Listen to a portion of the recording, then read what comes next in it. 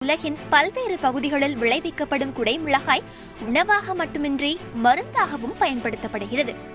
சிவப்பு, பச்சை, மஞ்சள் என கண்ணை பறிக்கும் வர்ணங்களில் கிடைக்கும் குடைமிளகாயில் ஏராளமான சத்துக்கள் இருப்பதால் பெரும்பாலானோர் தற்போது இதை விரும்பி உண்ண தொடங்கிவிட்டார்கள்.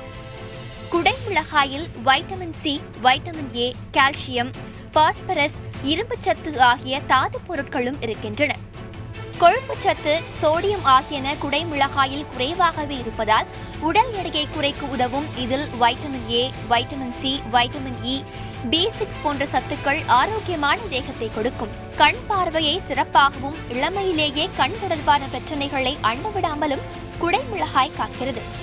இதில் உள்ள வைட்டமின் சி சத்து கூந்தலின் ஆரோக்கியத்தை பராமரித்து கூந்தலின் நுனியில் பிளவு ஏற்படுவதை தடுக்கிறது.